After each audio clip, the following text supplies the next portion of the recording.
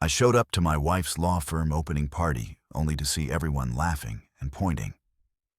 TESTRUN husband is here. Then my wife handed me an envelope. The first job of my firm is our divorce sign and leave. So I walked away. Quietly canceled every payment party trip and pulled out my $20 million investment to her firm. Minutes later, my phone lit up with 456 missed calls and someone showed up at my door. You know what they say about karma?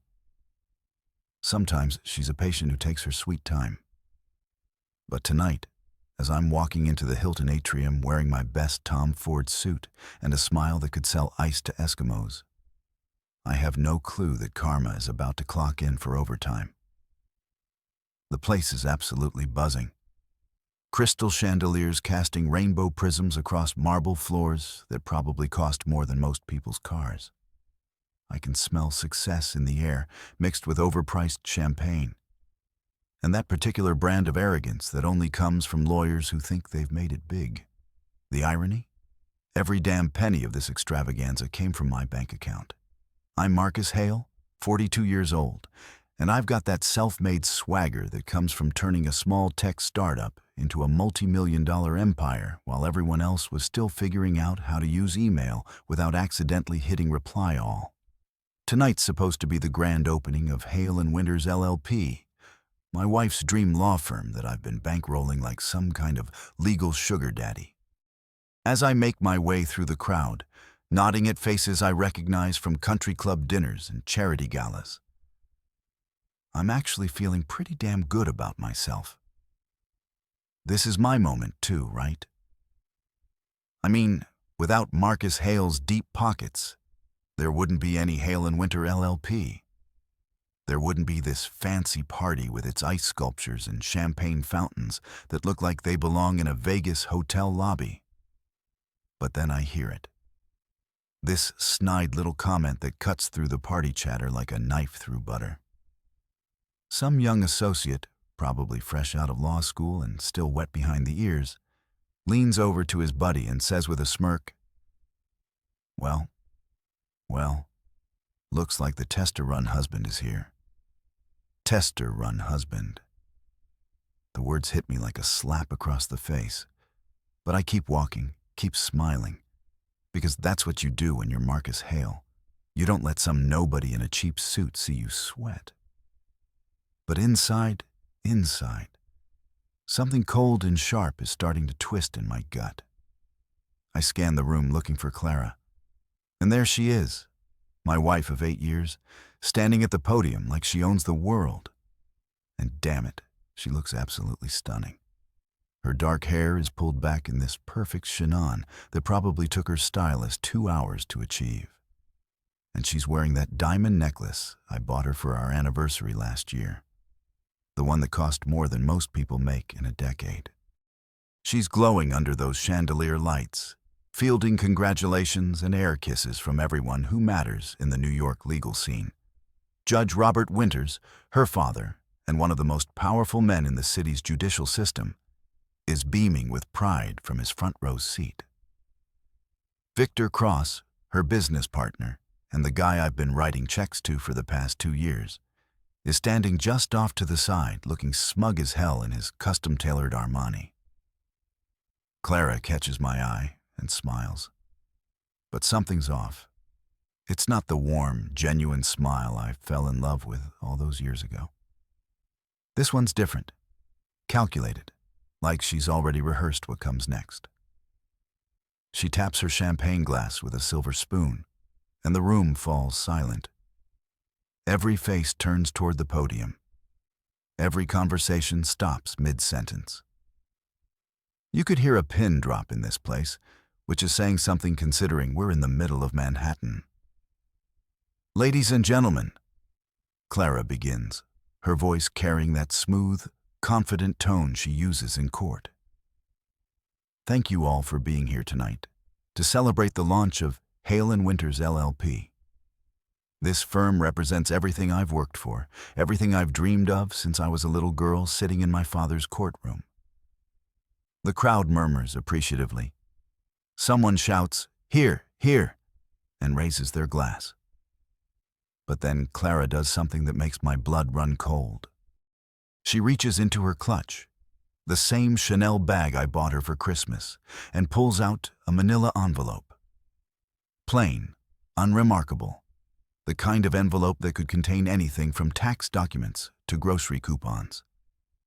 However, she continues, and I swear the temperature in the room drops about 10 degrees before we officially open our doors to serve justice in this city. I have one piece of business to attend to. She walks down from the podium, her heels clicking against the marble floor like a countdown timer.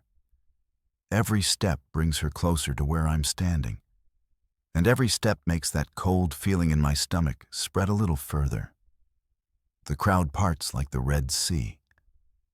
As she approaches, I can feel hundreds of eyes on me, can hear the whispers starting to buzz around the room like angry wasps. Someone's phone camera flashes, then another. Clara stops right in front of me, close enough that I can smell her perfume, the same Chanel No. 5 she's worn since our second date. She's still smiling, but now I can see what that smile really is. It's not love or gratitude, or even basic human decency. It's pity mixed with something that looks disturbingly like satisfaction. "Marcus," she says loud enough for the whole room to hear. "You've been so generous, so supportive, and I want everyone here to know that the first case Hale and Winters LLP will be handling is very close to my heart." She hands me the envelope, like she's presenting me with an award at some twisted ceremony. The paper feels heavy in my hands, weighted with possibilities I don't want to consider. "The first case for my law firm," she announces, turning back to address the crowd with that same practice smile, "is my divorce. Marcus, I need you to sign these papers and leave tonight." The words hang in the air like smoke from a gun barrel. For a moment, everything is perfectly silent. Then the applause starts, scattered at first, then growing louder. Some people are gasping, covering their mouths with their hands like they're watching a car crash in slow motion. Others are filming with their phones, probably already uploading to social media with hashtags like Washer Lawyer Life and Sorsbo Power Move. I stand there holding that envelope, feeling like the biggest fool who ever walked the earth. This is my money funding this party. These are my connections filling this room.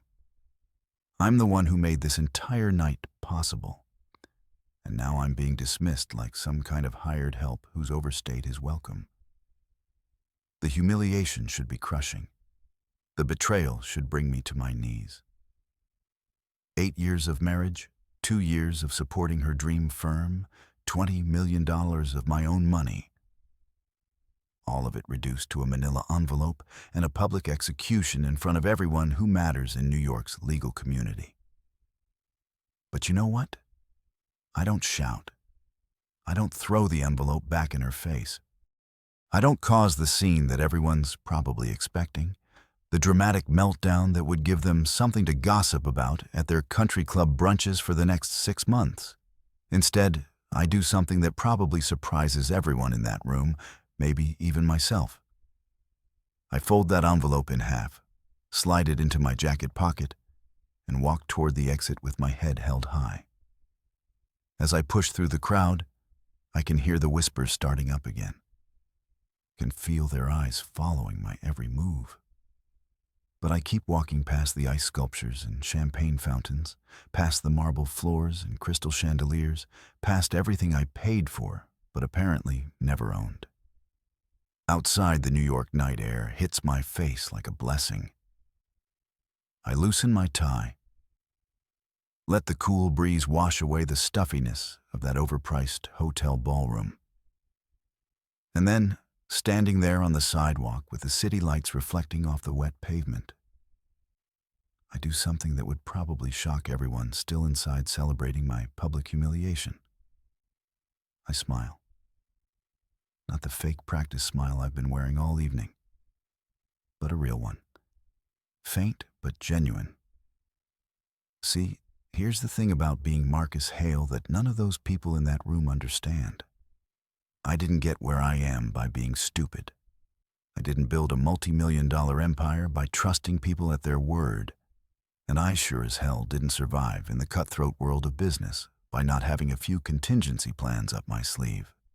They think they've won. They think this is the end of the story. The foolish husband who got played by his ambitious wife and her slick business partner. They think Marcus Hale just got taken for the ride of his life. They haven't seen anything yet. The real game, it's just getting started. You know what's funny about betrayal? It's like food poisoning. At first, you're just confused and uncomfortable, but then it hits you all at once, and suddenly you're seeing everything with crystal clarity. By the time I get back to my apartment on the Upper East Side, that clarity is burning through me like acid. I pour myself 3 fingers of Macallan 25. The good stuff I save for special occasions, though. I'm pretty sure getting publicly divorced at your wife's law firm launch party qualifies as special in the most twisted way possible. The amber liquid burns going down, but it's nothing compared to the fire that's been building in my chest since I walked out of that circus. My apartment feels different now. Quieter. All those little touches that screamed successful married couple. The matching throw pillows Clara insisted on, the wedding photos and their expensive frames. The abstract art she picked out because it was investment pieces. Now they just look like props from a play I didn't know I was starring in. But I'm not here for a pity party. I've got work to do. I head straight to my study, past the floor-to-ceiling windows that offer a $1 million view of Central Park. Most people think the view is what makes this room special, but they'd be wrong. The real magic is behind the custom-built bookshelf, where a hidden panel slides away to reveal my private safe. This isn't some dinky hotel room safe where you stash your passport and a few $100. This is a proper vault. Fireproof, waterproof, and big enough to hold everything that really matters. I punch in the code, and the heavy door swings open with a satisfying click. Inside, organized with a kind of obsessive precision that would make a Swiss banker weep with joy, are my primary assets, not stocks or bonds or crypto wallets. Those are for amateurs. No, these are the documents that separate the players from the played, the hunters from the hunted. I pull out the first binder, thick as a phone book and labeled in my own handwriting. Hale and Winters LLP financial structure. Every page tells a story, and boy, is it a doozy. Here's what Clara and her smug partner Victor didn't understand about Marcus Hale. I don't just throw money at things and hope for the best. When I invest, I document everything. When I write a check, I create a paper trail that could be followed by a blind accountant with dyslexia. The first section shows the initial seed money, $5 million transferred from my personal account to establish the firm's operating capital. Clara thought it was a gift, a loving husband supporting his wife's dreams. In reality, it was a loan with very specific terms that she never bothered to read because she was too busy picking out office furniture and planning launch parties. Next up, the office lease. That gorgeous corner suite on Madison Avenue with the mahogany conference table and the view of the Chrysler Building. The one that costs $40 grand a month. Yeah, that's in my name. The lease agreement sits right here in black and white along with the security deposit receipt for $200,000. I flipped through more pages. Each one a little insurance policy I never thought I'd need to cash in. Interior design costs another $250,000 for Clara's vision of sophisticated legal elegance. The custom law library with its first edition legal texts and hand-carved shelving, 6 figures. The state-of-the-art computer system and case management software, another $100 red grand. But the Rowell kicker is the recruitment expenses. Clara and Victor went on a hiring spree like they were building the legal equivalent of the Yankees. They poached senior associates from white shoe firms, offering signing bonuses and inflated salaries that would make Wall Street executives jealous. Every single one of those offers was backed by my money. And every single contract includes a clause that ties their employment to the firm's financial stability. As I'm going through these documents, something starts bubbling up from deep in my chest. At first, I think it might be another wave of humiliation, but then I realize what it actually is. Laughter. Dark, bitter laughter that tastes like revenge served at room temperature. Because here's the thing that's becoming crystal clear as I review my meticulous record-keeping. I haven't been Clara's husband for the past 2 years. I've been her bank, a walking, talking ATM with a wedding ring and a joint checking account. Every dinner party where she introduced me as my husband, the tech entrepreneur, she was really saying my financier who doesn't understand law. Every time she asked my opinion on hiring decisions or office locations, she was just being polite while spending my money. Every passionate speech about building something meaningful and lasting, she was talking about building it on my dime while planning to cut me out of the picture. I pull out my laptop and start cross-referencing the documents with my bank statements. The pattern is so obvious now that I can't believe I missed it. Every major expense for the firm coincided with Clara working late nights, taking client dinners that always seemed to include Victor, and coming home with that glow that I stupidly thought was professional satisfaction. $20 million. That's what the grand total comes to when you add up every check, every wire transfer, every credit card payment I've made to support Hale and Winters LLP. $20 million to fund my wife's affair and finance my own public humiliation. But here's where Clara and Victor made their fatal mistake. They assumed I was just another rich guy who got successful by luck and stayed successful by throwing money at problems. They thought I was the kind of Mark who signs papers without reading them and trusts people because it's easier than being suspicious. They clearly never did their homework on how Marcus Hale actually operates.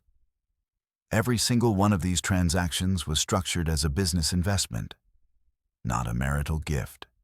Every contract includes performance clauses, accountability measures, and most importantly, exit strategies. Clara never read the fine print because she was too busy planning her grand debut as New York's hottest new legal power couple. I close the binder and reach for the next one: corporate structure and silent partner agreements. This is where things get really interesting. See, when you're putting $20 million into a startup law firm, even one run by your loving wife, you don't just write checks and hope for the best. You create legal structures that protect your investment. You establish yourself as a silent partner with very specific rights and responsibilities. Rights like the ability to freeze corporate accounts if fiscal responsibility is questioned. Rights like mandatory disclosure of all major expenditures. Rights like unilateral withdrawal of invested capital under breach of fiduciary duty clauses. The beauty of it all is that Clara signed every single one of these agreements herself. She was so eager to get her hands on my money that she barely glanced at the corporate documents. She probably assumed they were just legal boilerplate, the kind of paperwork you sign when your husband is being overly cautious about protecting his assets. I lean back in my chair and take another sip of that Macallan, savoring both the whiskey and the irony. At this very moment, Clara and Victor are probably still at the Hilton, basking in the afterglow of their power move, accepting congratulations from all those legal eagles who witnessed my public takedown. They think they've won. They think Marcus Hale just got played by the two smartest people in the room. They're probably already planning how to spend my $20 million, maybe even joking about how easy it was to separate a fool from his money. What they don't realize is that Marcus Hale doesn't get played.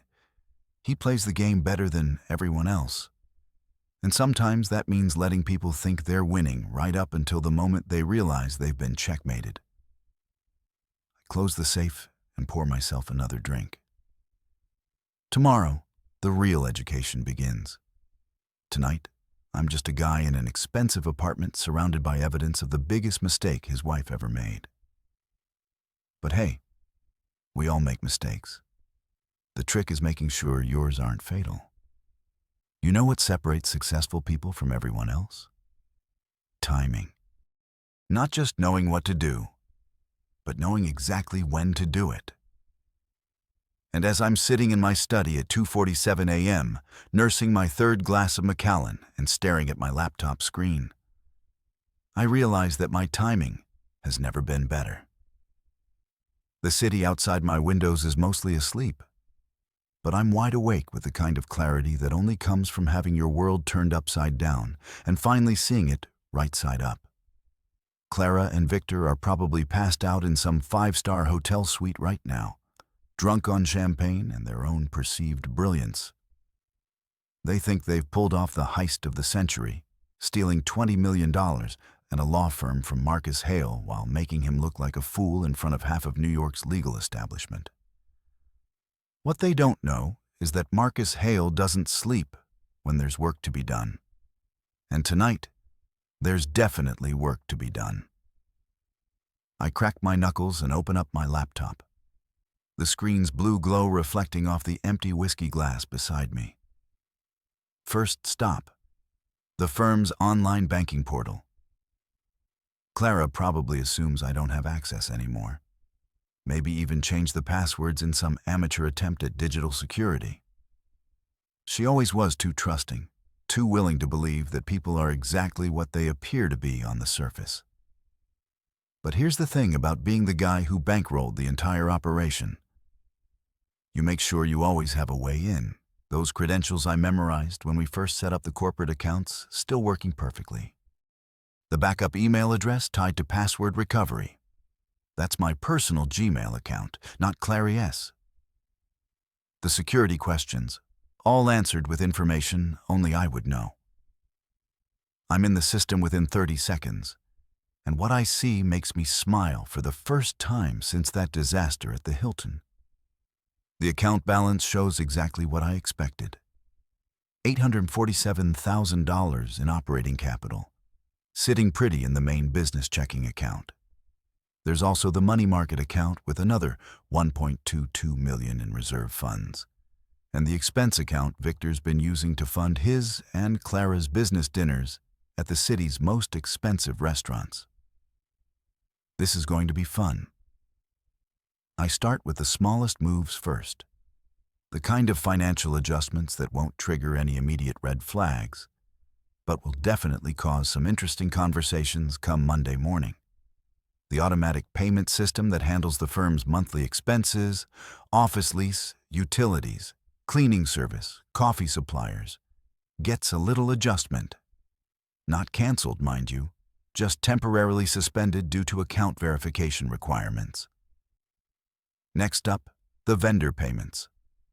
That fancy catering company that provided tonight's champagne fountain and caviar service.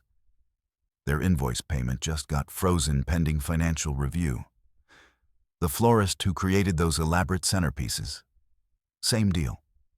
The sound system rental, the photographer, the valet service. Every single vendor who contributed to my public humiliation just got moved to payment pending status. But I'm just getting warmed up. The real masterpiece is the payroll system. All those hotshot lawyers Clara and Victor poach from competing firms, the ones with their signing bonuses and 6-figure salaries and attitudes that could cut glass, their direct deposit information just encountered a small technical glitch that will require manual resolution. Nothing permanent, you understand. Just a temporary hiccup that might make their mortgage payments a little more interesting this month. I lean back in my chair and take another sip of whiskey, savoring the smooth burn as much as the elegant simplicity of what I'm doing. This isn't some dramatic corporate raid with hostile takeovers and screaming board meetings. This is surgical precision, the kind of quiet destruction that happens in spreadsheets and database queries while the targets sleep peacefully in their beds. But the real coup de grace is still coming. I navigate to the investment management section of the portal where the crown jewel of my financial architecture sits waiting. My silent partner withdrawal clause. It's buried in subsection 7. 3 of the corporate partnership agreement. The part that Clara's lawyer probably skimmed over because it looked like standard boilerplate language. What it actually says in very precise legal terminology is that any partner who contributed more than 75% of the firm's initial capitalization has the right to immediate asset recovery in the event of material breach of fiduciary responsibility or dissolution of partnership confidence. $20 million. In Clara's public divorce announcement at the firm's launch party. Victor's smirk as he watched me get handed those papers. I'd say that qualifies as material breach of just about everything. I click through the withdrawal process, each screen asking me to confirm that, yes, I really want to do this, and yes, I understand the consequences, and yes, I'm absolutely certain. The system is designed to make you think twice, to give you multiple opportunities to back down from what it knows is going to be a financial nuclear option. But Marcus Hale doesn't back down. Not when he's been played, not when he's been humiliated, and definitely not when he's got 20 million reasons to make his point crystal clear. The final screen is beautiful in its simplicity. Withdrawal requests submitted. Funds will be transferred within 24 to 48 business hours pending final documentation review. Below that, a number that makes my heart skip a beat. $20 million. $20 million about to disappear from Hale & Winters LLP's accounts like morning mist in the summer sun. I hit submit and lean back to watch the digital wheels start turning. Somewhere in the depths of the banking system servers, electronic signals are already starting to flow, beginning the process that will transform Clara's dream firm from a powerhouse startup into a very expensive pile of legal documents. The beauty of it all is the timing. It's Saturday night or Sunday morning. Technically, the banks won't start processing anything until Monday, which means Clara and Victor have roughly 40 hours to enjoy their victory before they discover what Marcus Hale's version of a divorce settlement actually looks like. I pour myself one more glass of that Macallan and walk over to the floor-to-ceiling windows overlooking Central Park. The city spreads out below me like a circuit board, all glittering lights and hidden connections. Somewhere out there, Clara is probably sleeping the sleep of the victorious, dreaming about her new life as New York's hottest legal celebrity. What she doesn't know yet is that you can't build a legal empire on someone else's money and then expect them to just walk away when you're done with them. You can't humiliate Marcus Hale in front of half the city's power brokers and assume there won't be consequences. They wanted a scene at that party, some dramatic breakdown they could gossip about over their country club brunches. What they're getting instead is something much more devastating. A silent storm that's going to tear through their perfect little world like a Category 5 hurricane. The best part, they'll never see it coming until it's already too late.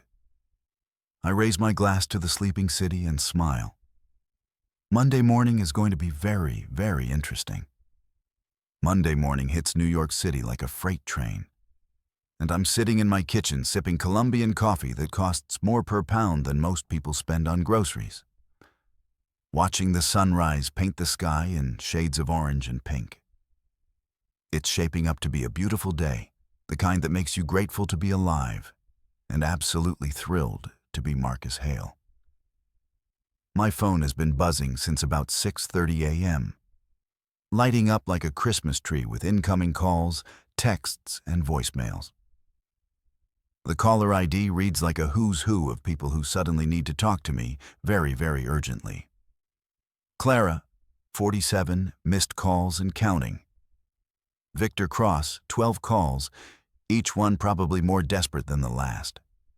And a parade of board members, investors, and vendors, whose names I recognize from the very expensive party they threw on Saturday night. I ignore every single one of them. There's something deeply satisfying about having information that other people desperately need while maintaining complete radio silence. It's like being the only person with an umbrella in a thunderstorm. You can choose who stays dry and who gets soaked to the bone. My doorman's voice crackles through the intercom at exactly 10 a.m. Right on schedule. Mr. Hey, sir, there's a young lady here from the law firm, says it's urgent. Name's Sophie something. Sophie Lang, Clara's assistant, fresh out of college and probably making 30 grand a year to fetch coffee and manage calendars for people who think they're changing the world. Poor kid probably has no idea she's about to become a messenger in the most expensive game of chess New York has seen all year. Send her up, Frank, I tell the intercom. Then settle back into my leather chair with my coffee mug and the morning edition of the Wall Street Journal. Nothing quite like reading about other people's financial disasters while orchestrating your own masterpiece. The knock on my door comes exactly 3 minutes later. Soft, hesitant. The kind of knock that says, please don't shoot the messenger. I take my time answering, letting her stew in the hallway for a moment while I finish the article I'm reading about market volatility in emerging tech sectors. When I finally open the door, Sophie Lang looks like she's been through a blender set on Corporate Nightmare.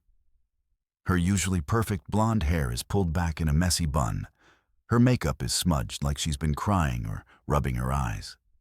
And she's clutching a manila folder against her chest like it's a life preserver. Mr. Hale, she says, and her voice actually cracks a little. Thank you for seeing me. I know this is irregular, Sophie. Right. I step aside and gesture for her to come in. Clara's assistant. Coffee. You look like you could use it. She shakes her head quickly, too wound up to sit still. I can't stay long. There's a situation, a big situation. I pour myself a fresh cup and lean against the kitchen counter, watching her with the kind of mild interest you'd show to a particularly entertaining street performer. Oh, what kind of situation? Everything's collapsing. The words tumble out of her like water through a broken dam. The payroll system crashed this morning. Nobody got paid. The vendors are calling non-stop saying their payments were rejected. The catering company is threatening to sue over the party expenses. Even the coffee service got cut off. Do you know how lawyers function without coffee, Mr. Hale? I take a slow sip from my mug and make a thoughtful noise. Sounds complicated. The investors are furious, she continues, pacing back and forth in my entryway like a caged animal. Judge Winters has been calling every hour demanding explanations. Victor locked himself in his office and won't come out. And Clara, she stops pacing and looks at me with eyes that are definitely on the verge of tears. Clara says, it's all just a computer glitch. Some kind of banking error that will be resolved by end of business today. And what do you think, Sophie? She bites her lower lip, clearly wrestling with whether to speak her mind to the man who just got publicly divorced by her boss. I think she says carefully that computer glitches don't usually involve $20 million disappearing from corporate accounts. Smart girl, smarter than her boss. Anyway, I'm not a financial expert, I tell her, setting down my coffee mug and walking over to my desk. But that does sound like more than a glitch. I pull open the top drawer and retrieve a cream-colored envelope. The kind of expensive stationery that screams serious business without having to say a word. Inside are 3 sheets of legal paper covered in my lawyer's precise handwriting. Terms and conditions that Clara is going to absolutely hate, but will have no choice but to consider. I need you to deliver this to Clara. I say, handing Sophie the envelope directly to her. Don't give it to Victor. Don't leave it with the receptionist. Don't put it in her inbox. Hand it to Clara personally and tell her she has exactly 24 hours to respond. Sophie takes the envelope like it might explode in her hands. What's in it? A way out of this mess, I say simply. The only way out, actually. Her eyes search my face, probably looking for some hint of mercy or compassion or basic human decency. What she finds instead is the cold, calculating stare of a man who's done playing games. Mr. Hale, she says quietly, is this about the divorce? Because if it is, maybe we could. Sophie, I interrupt her gently but firmly. This isn't about the divorce. This is about business. 20 million worth of business that your bosses seem to have forgotten belongs to someone. She nods slowly, finally understanding that she's not just delivering a message. She's carrying the terms of surrender from the winning side to the losing side. 24 hours, I repeat, not a minute more. And Sophie, make sure Clara understands that this is the only offer she's going to get. The next conversation won't be nearly as pleasant. After she leaves, I walk back to my kitchen window and look out at the city below. Somewhere in a glass tower on Madison Avenue, Clara is probably having the worst Monday of her professional life. The phone calls, the panicked meetings, the growing realization that her dream firm is turning into a nightmare faster than she can damage control. I pour myself another cup of coffee and check my phone. 53 missed calls now, plus a text message from Victor that just says, "Call me now," in all caps. I delete the text without reading it twice and turn my phone to silent mode. The beautiful thing about being Marcus Hale is that when you hold all the cards, you get to decide when the game ends. In this game, it's just getting started. 24 hours, Clara. The clock is ticking. Friday morning arrives with all the subtlety of a demolition crew, and I'm standing in front of my bathroom mirror at 7:30 a.m., adjusting a tie that costs more than most people's rent while mentally preparing for what's about to be the most satisfying business meeting of my entire career. Today's ensemble is what I like to call corporate executioner chic. Charcoal Tom Ford suit that fits like it was sewn directly onto my body. Italian leather shoes that could probably finance a small car. And a smile that would make a shark jealous. When you're about to walk into a room full of lawyers who think they've been playing chess while you've been playing 4D chess, presentation matters. The ride to Hale & Winters LLP takes exactly 14 minutes in Manhattan traffic, which gives me just enough time to review my notes and savor the irony of walking into a building whose lease I personally guarantee. The lobby looks the same as it did when Clara first showed me the space 2 years ago. All marble and brass and aspirational grandeur designed to intimidate clients into paying premium rates. What's different is the energy. Instead of the confident buzz of legal eagles circling their prey, there's a nervous tension in the air that you could cut with a subpoena. The receptionist, a young woman whose name I've never bothered to learn, looks up at me with eyes wide enough to suggest she knows exactly why I'm here. "Mr. Hale," she stammers. "There. They're waiting for you in the conference room." Of course they are. When Marcus Hale schedules a 9 a.m. meeting, smart people show up early and nervous people show up earlier. The elevator ride to the 42nd floor gives me 30 seconds to appreciate the view of Manhattan spreading out below, like a game board I'm about to rearrange. When the doors open, I can hear voices through the conference room's glass walls, urgent whispers, and what sounds like someone practicing damage control talking points. I push through the mahogany doors at exactly 9:00 a.m. because punctuality is just another form of power and survey the carnage that used to be Clara's dream team.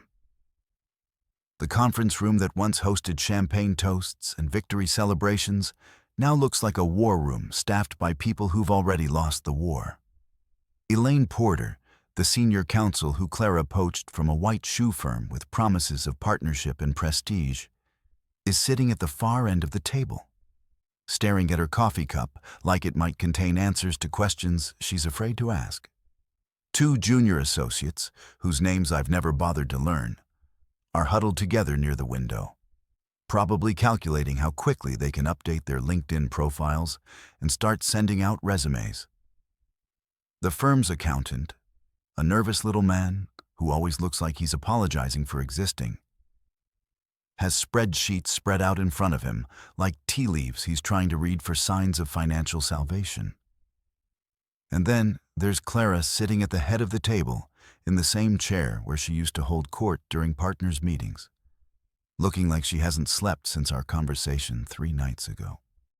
Her usually perfect appearance has been replaced by the kind of frazzled desperation that comes from trying to hold together something that's determined to fall apart. But the most telling detail in the entire room is the empty chair where Victor Cross should be sitting. "Where's your partner?" I ask, settling into the seat directly across from Clara with the kind of casual confidence that says, I belong here more than anyone else in the room. "Victor is indisposed," Clara says carefully. "He's been dealing with some personal issues since Monday." Personal issues. That's a polite way of saying nervous breakdown brought on by the sudden realization that he's been screwing around with someone else's wife while spending someone else's money. Word around the legal community is that Victor hasn't left his apartment since Tuesday, surviving on Chinese takeout and what I imagine is a steady diet of panic attacks. "Well," I say, opening my briefcase and pulling out a folder thick enough to choke a horse, "I suppose we'll have to proceed without him." I spread the documents across the mahogany table like a dealer shuffling cards, each page representing another nail in the coffin of Clara's legal empire. Partnership dissolution agreements, asset recovery forms, employment termination notices, and the peace to resistance. A restructuring proposal that would make Gordon Gekko weep with appreciation. As you all know, I begin addressing the room with the kind of calm authority that comes from holding all the cards. Hale and Winters LLP is currently experiencing what we might charitably call a cash flow problem. Elaine Porter finally looks up from her coffee cup.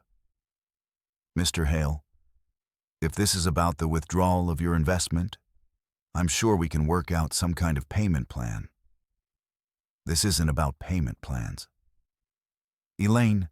This is about fundamental restructuring." I slide a copy of my terms across the table to each person in the room. "These are my conditions for continued operation of this firm." The silence that follows is the kind you get in emergency rooms right before doctors deliver bad news. Everyone's reading, but nobody's speaking, probably because they're all trying to process the magnitude of what they're looking at. "You want Clara to resign as managing partner?" Elaine's voice comes out as barely more than a whisper. "I want Clara to resign from any operational role in this firm," I correct. "She can maintain a position as counsel, but she will have no decision-making authority, no client contact, and no access to firm finances." And Victor asks one of the junior associates. Victor Cross is terminated immediately, with no severance, no references, and a non-compete clause that will keep him from practicing law in New York for the next 5 years. Clara finally speaks up, her voice hollow. "Marcus, you're destroying everything we built, everything I built," I correct her gently. "While you were playing law firm, I was actually running a business. The business that kept this place afloat for 2 years, while you and Victor were playing house with my money." I stand up and walk to the window, looking out at the city that Clara once thought she was going to conquer. My $20 million will be repaid in structured installments over the next 10 years with interest. I will assume 2 permanent board seats, including the position of Financial Oversight Director with veto power over any expenditure exceeding $10,000. That's essentially a hostile takeover, Elaine stammers. No. I turn back to face the room, and for the first time since this whole thing started, I let them see exactly how much I've enjoyed watching their little empire crumble. A hostile takeover is when someone steals your company. This is what happens when you bite the hand that feeds you and discover it has very sharp teeth. Clara's hands are shaking as she picks up the pen I've placed in front of her. If I sign this, I'll be nothing more than an employee in my own firm. Your firm? I walked back to the table and leaned down so that my face is level with hers. Clara, this stopped being your firm the moment you decided to serve me divorce papers at a party I paid for. What you're looking at now is the Marcus Hale version of a settlement offer. She stares at the signature line for what feels like an eternity, probably running through all the alternatives in her mind. Fight me in court with lawyers she can't afford. Try to start over somewhere else with a reputation that's been nuked from orbit. Declare bankruptcy and watch 20 years of legal career go down the drain. When she finally signs her name, the pen scratches across the paper like fingernails on a chalkboard. One by one, the other partners sign their copies. Each signature another step in what history will probably remember as the most efficient corporate coup in Manhattan legal history. As I'm packing up my briefcase, Elaine Porter clears her throat. Mr. Hale, what happens to the rest of us? You keep your jobs, I say simply. You keep your salaries. You keep your benefits. The only thing that changes is that this firm will now be run by someone who actually knows how to run a business. I'm almost to the door when Clara's voice stops me. Marcus, she says, her voice barely audible. Was this always the plan? Even from the beginning, I turn back and look at her one last time. This woman I was married to for 8 years, who I trusted with my money and my heart, who I watched build her dreams on the foundation of my bank account before she decided she didn't need the foundation anymore. No, Clara, I tell her honestly. The plan was to love you and support your dreams and grow old together. But plans change when people do stupid things. I close the door behind me with a soft click, leaving behind the wreckage of Clara's empire and the birth of something entirely new. Outside on the street, I pull out my phone and dial my accountant. Jameson, it's Marcus. Yes, it went exactly as planned. Start the paperwork for the restructuring. And Jameson, make sure the new letterhead reads, Hale Legal Partners. I think it has a nice ring to it. 2 weeks after I basically nuked my wife's legal empire from orbit, I find myself standing in front of a converted townhouse in Brooklyn that looks like it's been through more battles than a Civil War battlefield. The paint is peeling, the front steps are cracked, and there's a fire escape that probably violates about 17 building codes. But something about this place feels more real than all the marble and mahogany I've been dealing with lately. This is where the magic happens, apparently. Phoenix Legal Collective. A name that would make corporate lawyers laugh until they cried, but somehow fits perfectly with the scrappy energy radiating from this building like heat from a furnace. I'm here because my lawyer, Patricia Wells, mentioned something about opportunities in emerging legal markets during our post-coup last week. What she actually meant was, there's this crazy young lawyer in Brooklyn who's making the big firms nervous, and maybe you should check her out before someone else does. The reception area looks like it was decorated by someone who shopped exclusively at garage sales and IKEA's bargain bin. Mismatched chairs, a coffee table that's probably older than most of the staff, and walls covered with newspaper clippings about cases they've won against corporations that could buy and sell this entire building without blinking. But here's the thing about Marcus Hale. I didn't get where I am by judging books by their covers. Some of the most profitable investments I've ever made started in places that looked like they were one health inspection away from being condemned.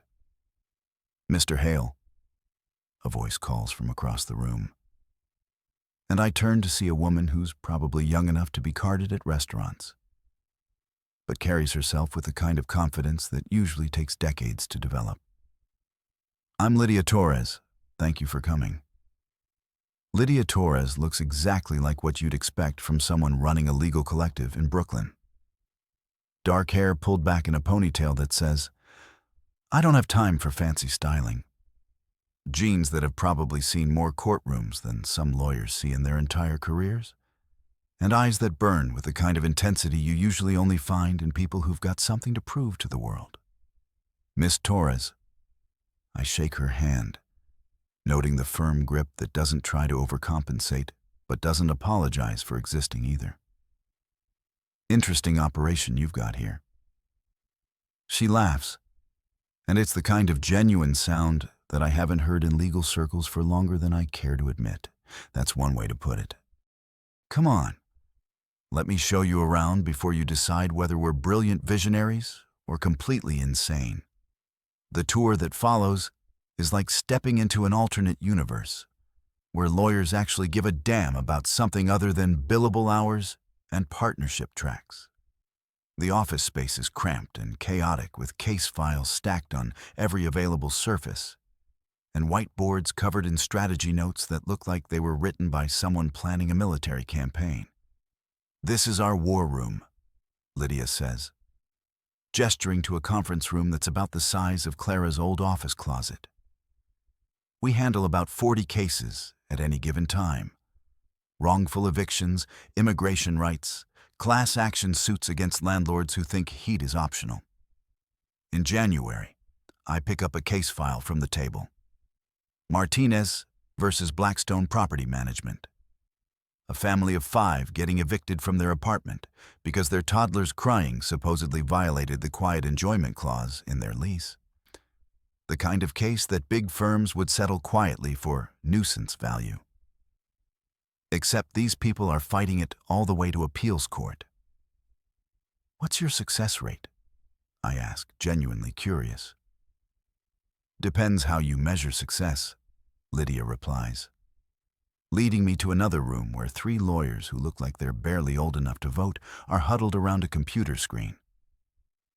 "If you mean, how often do we get our clients exactly what they're asking for? It's about 60%.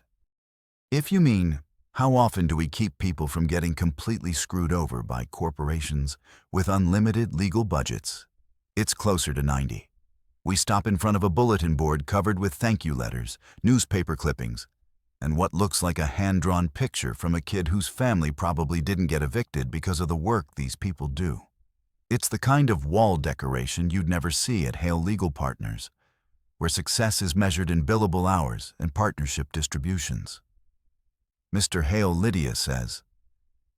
And for the first time since I arrived, her voice gets serious. "I'm going to be straight with you. We're broke. Not cash flow problems broke or waiting for receivables broke.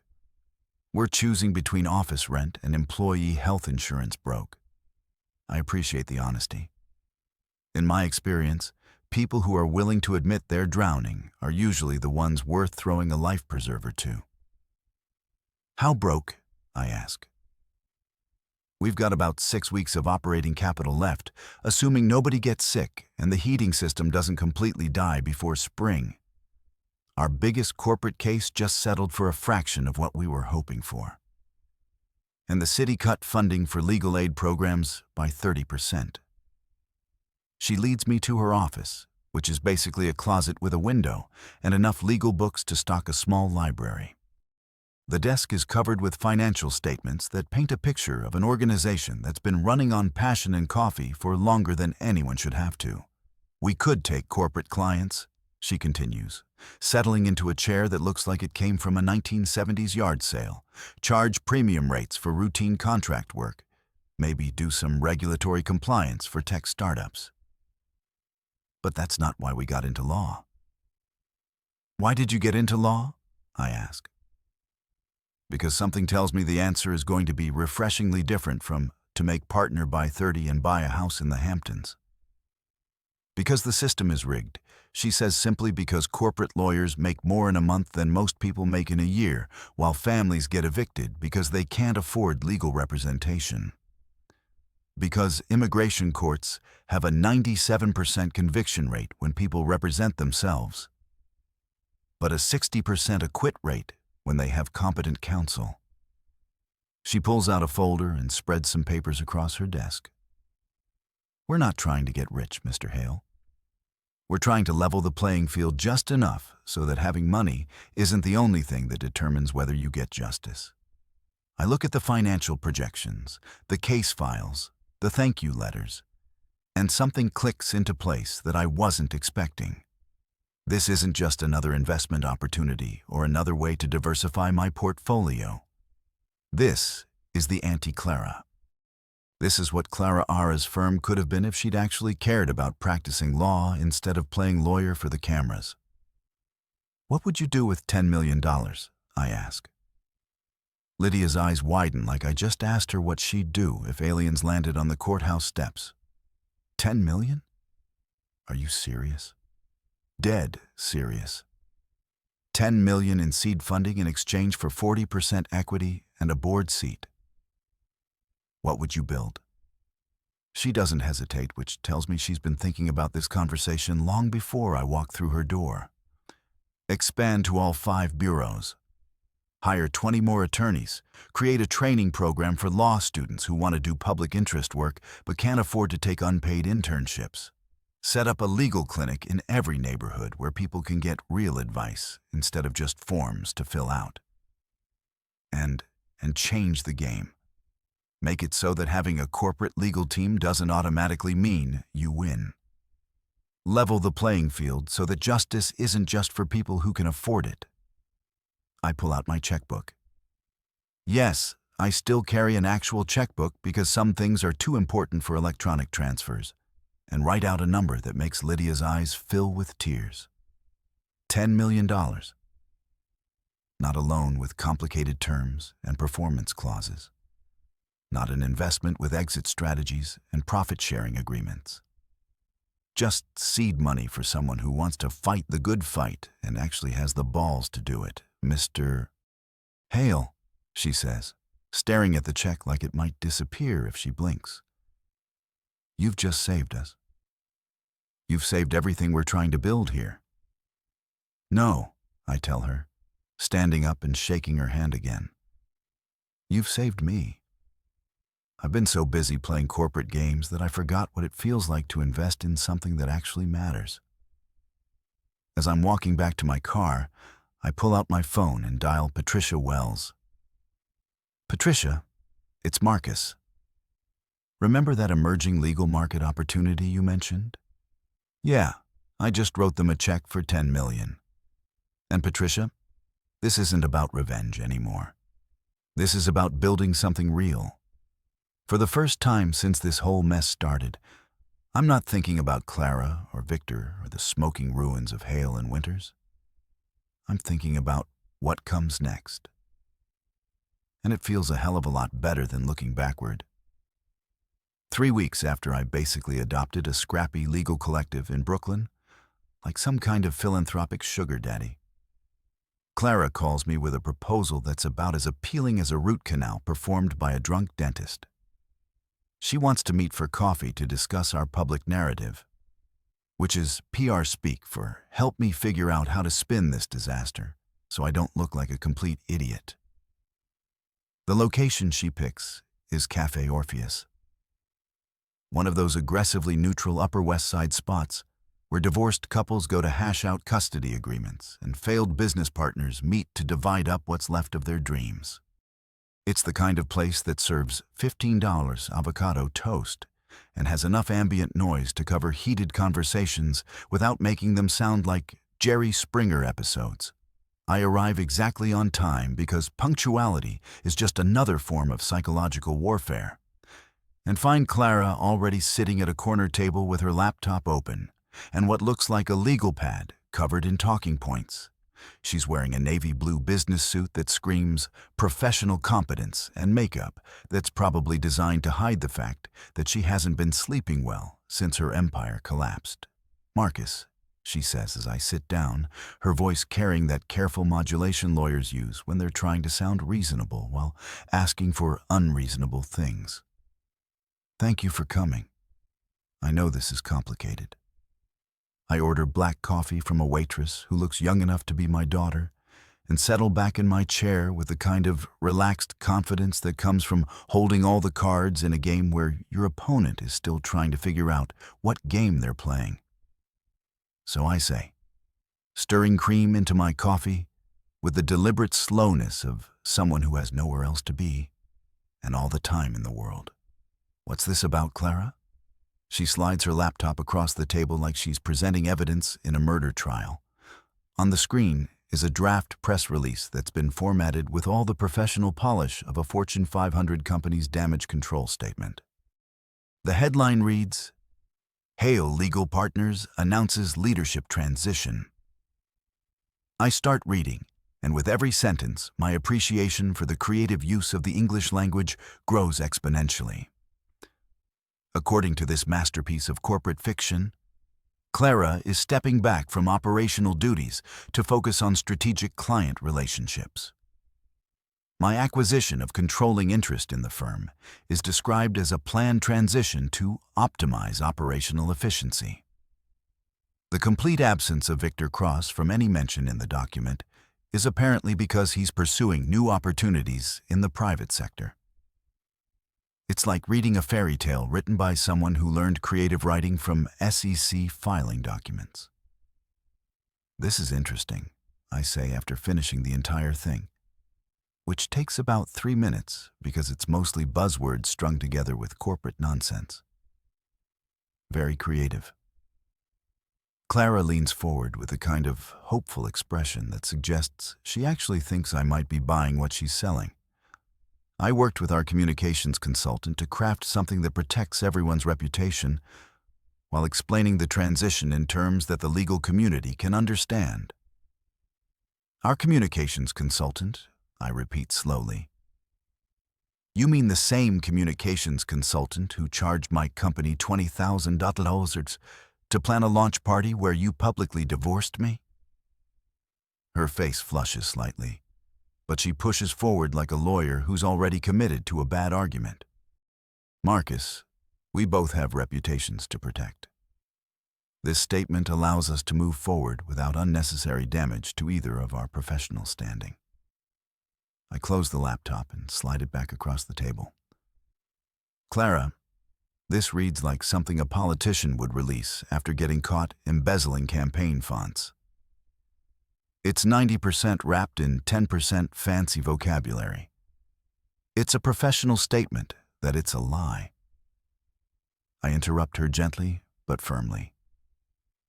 "Every single sentence in that document is designed to hide the truth instead of explaining it. You want to protect our reputations? Let's start by telling people what actually happened."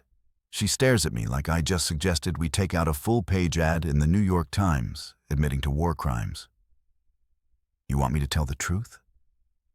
"The actual truth." Crazy concept, I know. But yes, I want you to tell the truth. For the next 2 hours, we sit in that cafe rewriting Clara's fairy tale into something that resembles actual journalism. It's like performing surgery on a piece of creative writing, cutting away all the corporate speak and media training until what's left is raw, honest, and probably more devastating than anything I could have written myself. The first draft Clara produces is still mostly garbage. But it's garbage that's moving in the right direction. Instead of stepping back from operational duties, she writes, resigning from leadership positions. Instead of planned transition, she admits to financial restructuring following the withdrawal of major investment. But it's still not enough. "Try again," I tell her, handing back her laptop after deleting half of what she's written. "This time, pretend you're explaining it to your father." Judge Winters doesn't do corporate speak, Clara.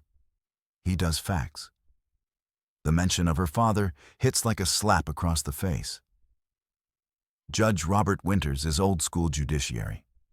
The kind of man who believes that words should mean what they say, and say what they mean.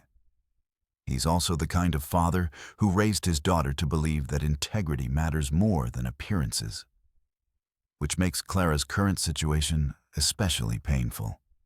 She starts typing again, and this time the words that come out are sharper, cleaner, more honest. Instead of hiding behind passive voice and corporate euphemisms, she starts taking responsibility for decisions that led to consequences. Marcus Hale provided the financial foundation that made Hale and Winters LLP possible. She writes, "My personal choices jeopardized that investment and damaged the professional relationship that the firm was built on. It's getting better. But it's still not the whole truth." "What about Victor?" I ask. She stops typing and stares at the screen for a long moment. "What about him? Are you going to mention that you were having an affair with your business partner while using your husband's money to fund both your firm and your relationship? Or are we going to pretend that's not relevant to the story?" The question hangs in the air between us, like smoke from a gun barrel. Clara's hands hover over the keyboard, probably running through all the different ways she could phrase this particular truth without completely destroying what's left of her professional reputation.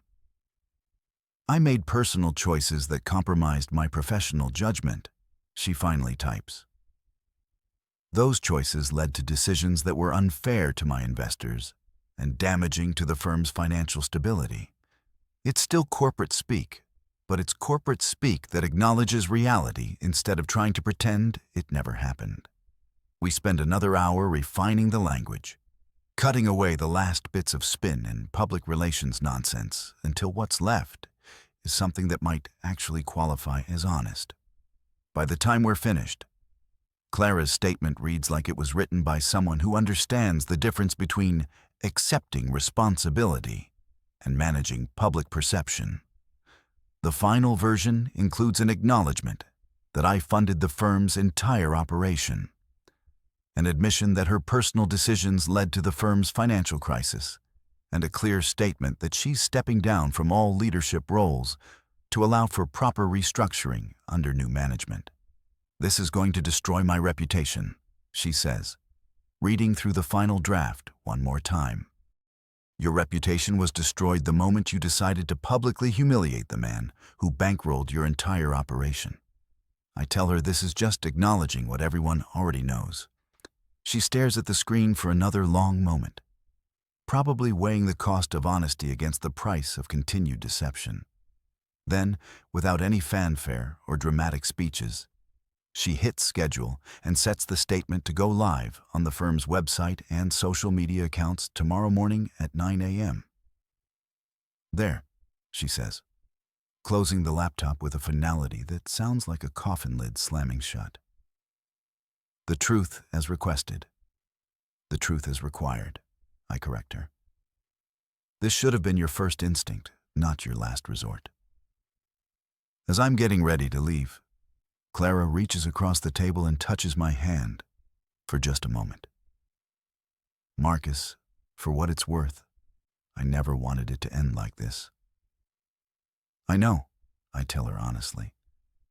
"But wanting something and working for it are two very different things. You wanted to have your cake and eat it too. I wanted a wife who understood that marriage is supposed to be a partnership, not a business transaction." Outside the cafe, I pull out my phone and call Patricia Wells. "Patricia, it's Marcus. Clara is releasing a statement tomorrow morning. Yes, it's honest. No, she's not going to like the reaction. And Patricia, make sure our media people are ready to field calls. Tomorrow's going to be interesting."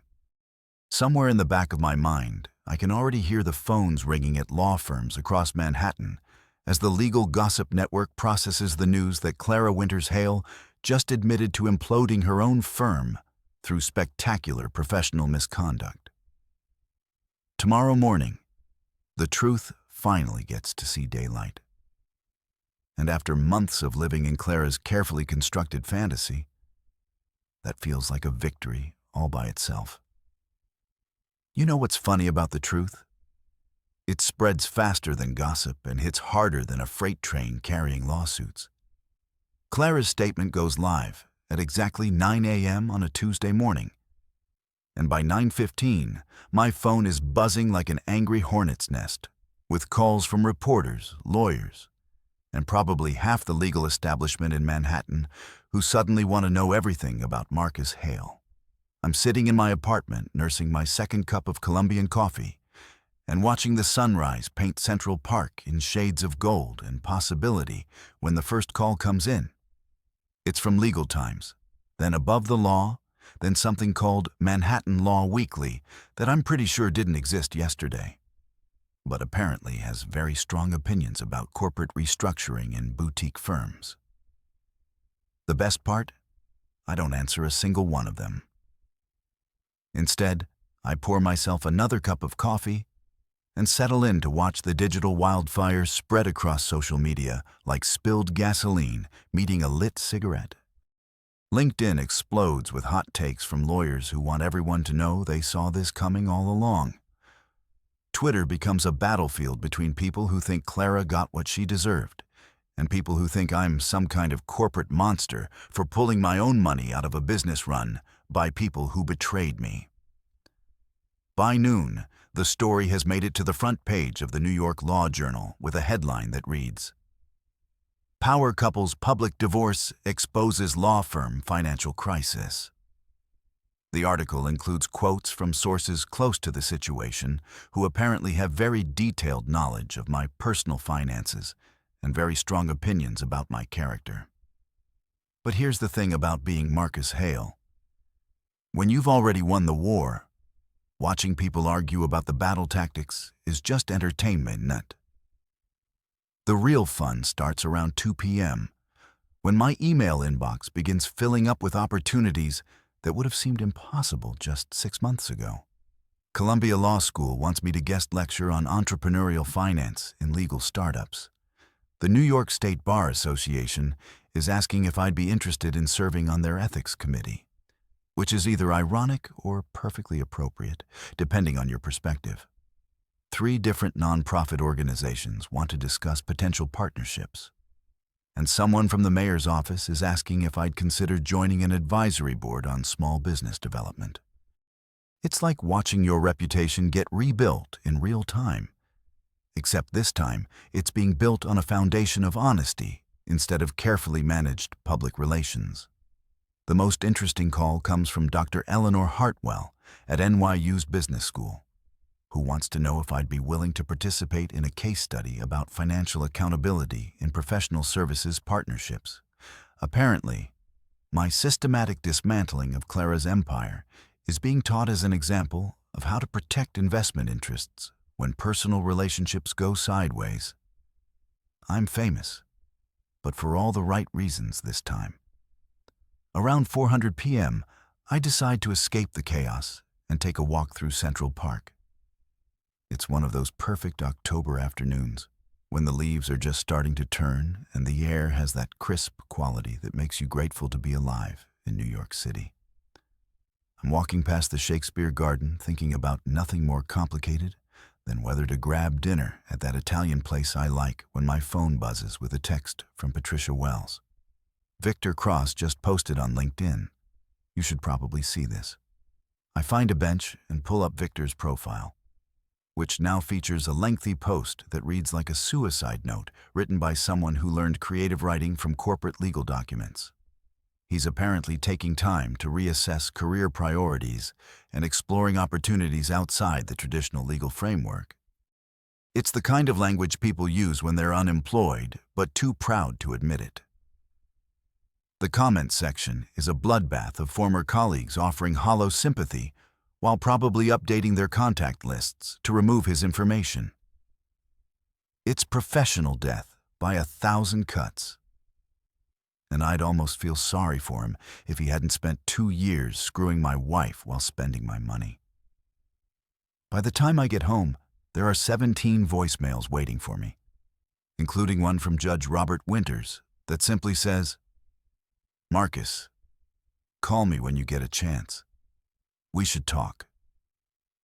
Clara's father has always been a straight shooter, the kind of man who doesn't waste words or time on pleasantries when there's serious business to discuss. I call him back immediately because ignoring Judge Winters is the kind of mistake that follows you around for the rest of your life. "Marcus," he answers on the first ring. I read Clara's statement. I also read the coverage in the legal press. Are you doing okay? It's such a simple question, but coming from him, it carries the weight of genuine concern. Judge Winters watched his daughter destroy her marriage and her career, and somehow he's asking if I'm okay. "I'm better than I've been in years, Judge," I tell him honestly. "Thank you for asking." "Good, that's good." There's a pause, and I can hear him choosing his words carefully. "Marcus, I want you to know that what Clara did, the way she handled this situation, that's not how I raised her. That's not the kind of person I thought she was. People change, Judge. Sometimes they show you who they really were all along. Maybe so, but I want you to know that you handled this with more class than most men would have shown. You could have destroyed her completely, and you didn't." After I hang up, I realize that Judge Winters is right. I could have destroyed Clara completely. I could have made sure she never practiced law again. Could have turned her into a cautionary tale that law students study for decades. Instead, I gave her a chance to rebuild, albeit on a much smaller scale and with a much clearer understanding of how the world actually works. Maybe that makes me a better man than I thought I was. Or maybe it just makes me someone who's learned the difference between justice and revenge. That evening, I'm getting ready for dinner when my doorman calls up to announce that I have a visitor. Dr. Camille Rhodes from Columbia Law School. "Sir," says she has an appointment.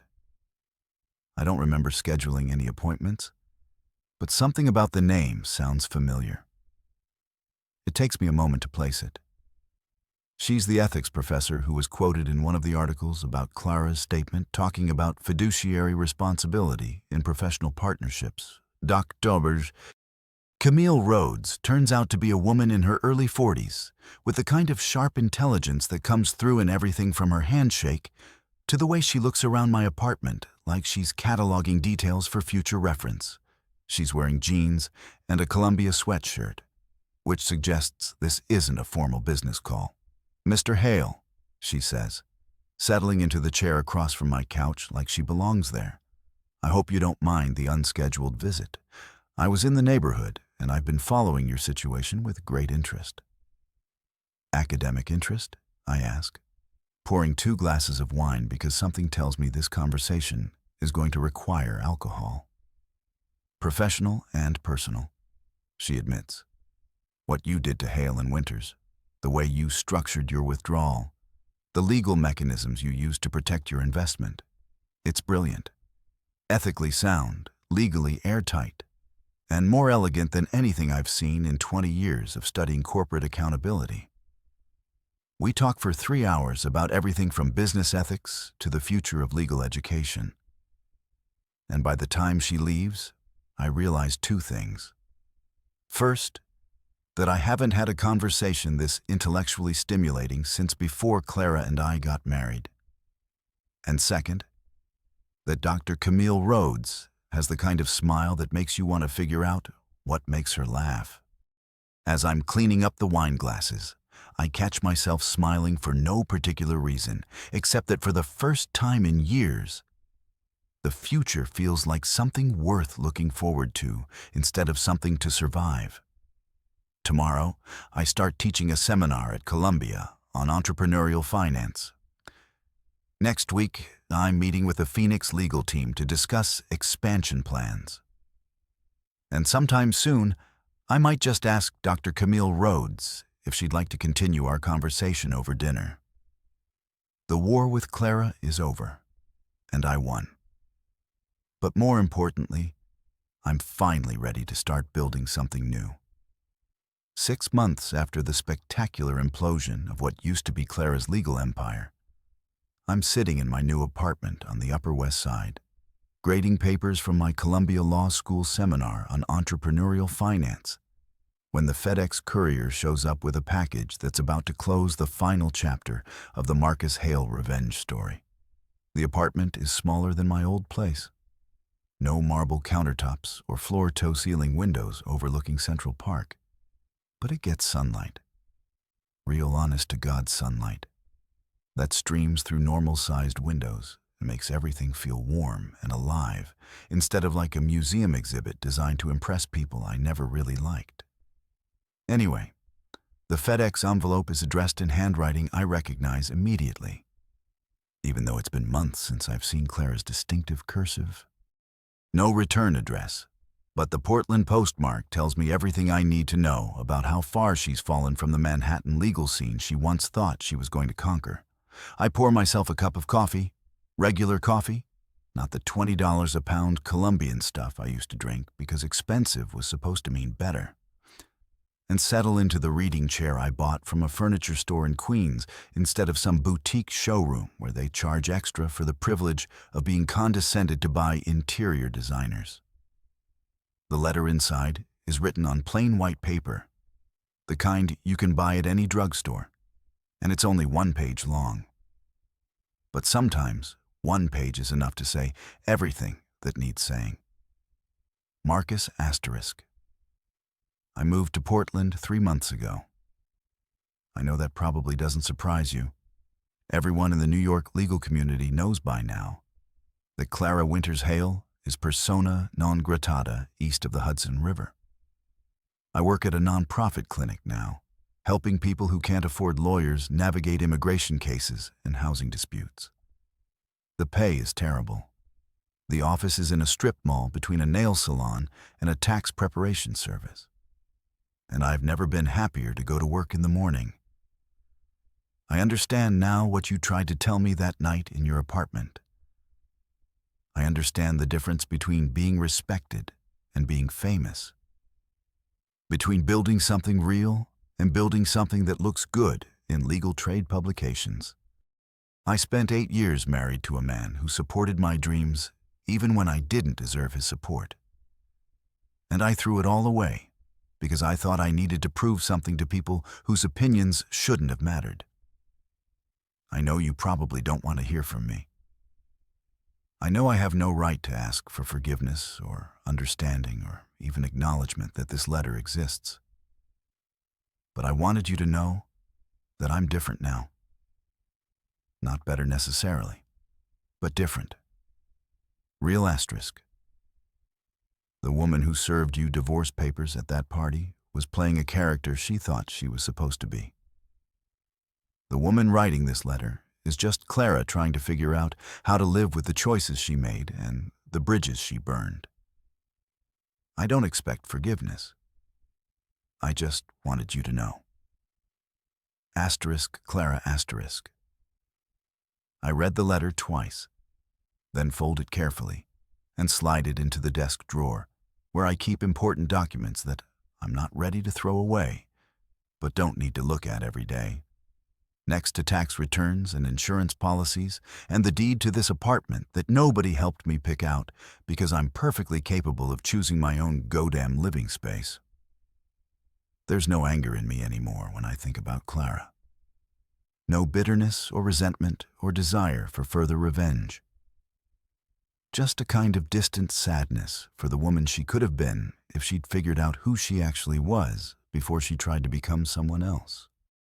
The irony is that the Clara who wrote this letter, the one working in a strip mall legal clinic, making terrible money to help people who actually need help, that's the woman I fell in love with 10 years ago.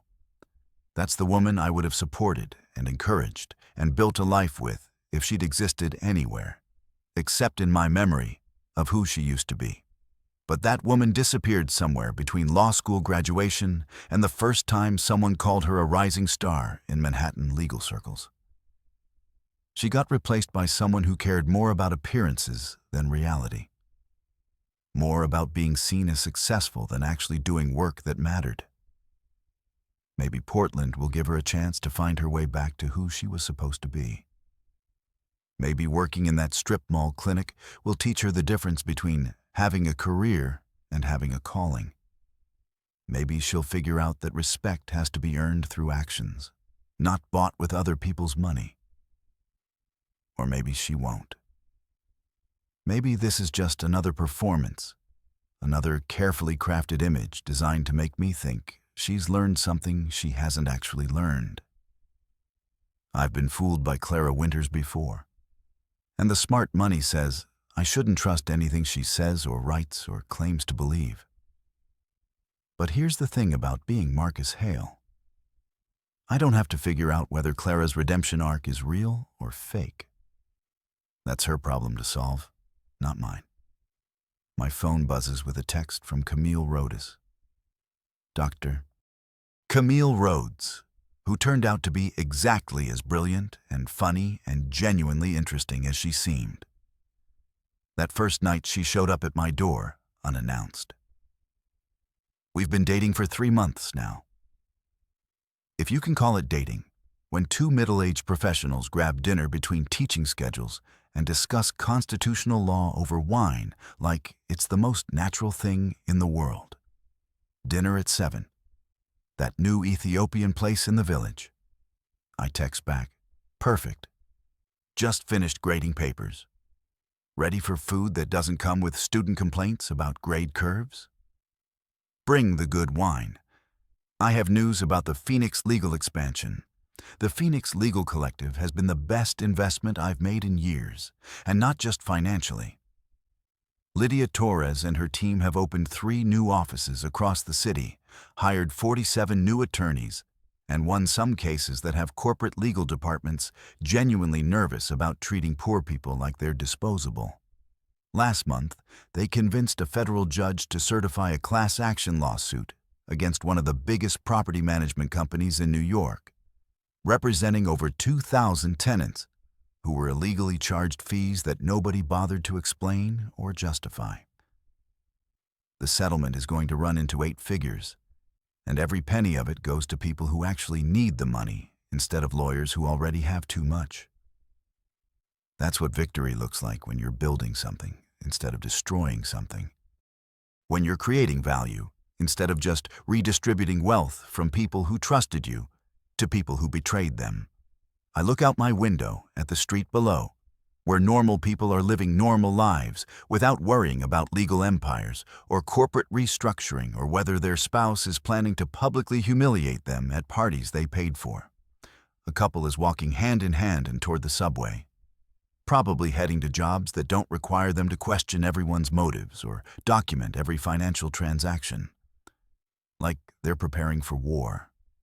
That could be me and Camille in 6 months or a year, or whenever we figure out that what we have is worth making official. Walking to dinner without checking our phones for urgent messages from lawyers or accountants or business partners who think the world will end if they don't have immediate answers to questions that could wait until tomorrow. The sunlight is starting to fade, painting my apartment in shades of gold and amber that make everything look warm and possible. In an hour, I'll meet Camille at that Ethiopian restaurant, and we'll talk about Phoenix Legal's expansion plans and her research on legal ethics, and maybe what we're doing next weekend when neither of us has papers to grade or cases to review. Later tonight, I'll come home to this apartment that belongs entirely to me, pour myself a glass of wine that costs exactly what wine should cost, and read a book that has nothing to do with business or law or revenge, or any of the things that consumed my life for the past year. Tomorrow, I'll teach eager law students about the intersection of entrepreneurship and ethics. Help Lydia Torres figure out how to fund legal clinics in underserved communities, and maybe take Camille to that art gallery opening she mentioned. The war with Clara is over. The reconstruction of Marcus Hale is complete, and for the first time in longer than I care to remember, the future feels like something to build instead of something to survive. I close the desk drawer with Clara's letter inside and walk toward the window where the last of the afternoon sunlight is turning the city into something that looks almost like hope. The best revenge, it turns out, isn't destroying your enemies. It's building a life so good that their betrayal becomes irrelevant. And that, I realize, is the ultimate victory.